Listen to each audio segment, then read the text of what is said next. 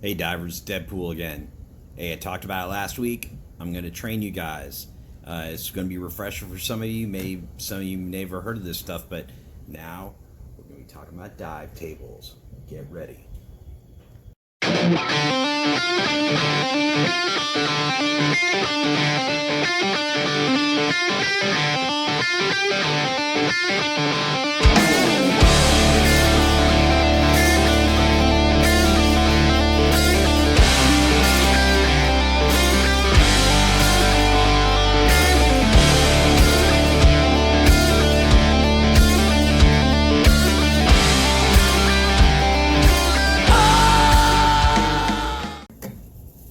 All right, divers, here we go. All right, so I'm going to be talking about two tables mostly. One is going to be the NAUI dive tables, the other is going to be the PADI dive tables. Those are the two certification agencies that I currently teach through. But this isn't really about certification, this is about education. The smarter you are, the safer you are, the better diver you're going to be, the better dive buddy you're going to be. That's all I want. Safer divers. Safer divers means less drama, get to go out and have more fun and see the fishies. So let's talk about the NAUI dive tables first and where they came from. They came from the U.S. Navy dive tables, which were, as a succession of things, were put together in 1956.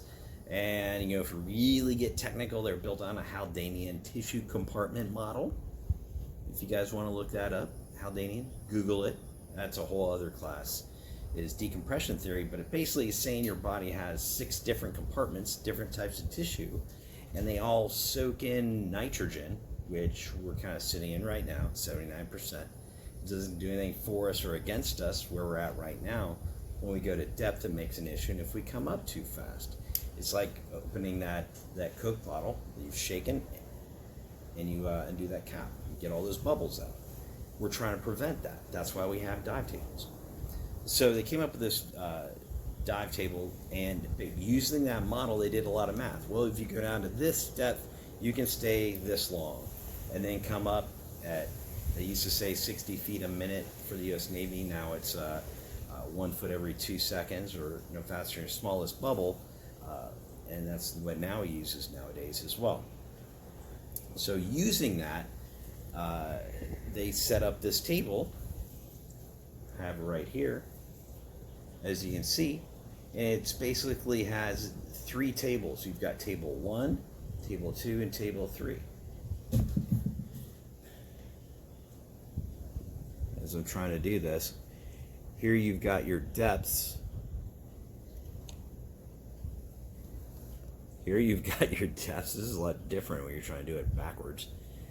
And then you've got your times. And over here is your limits. Those are your no decompression limits. You can't go you can go deeper than that for longer, but you're going to have to do a decompression stop on the way up. So, and then you've got how to work out your surface interval and residual nitrogen time. Now, we're going to look at the PADI dive table. Well, it's a different color. What's the big deal, Steve?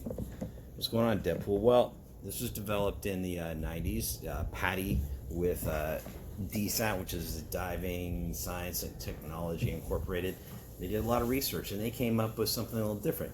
The recreational dive table was made for recreational diving, period. Where the U.S. Navy dive table had to take into account saturation diving and multiple deeper dives. This is just for recreational divers. So with that, they use a 60-minute tissue compartment, and it's all no decompression. If you look at some of the no decompression limits for the depths, here you've got, do this right the first time, you've got your depths, and then you got your times.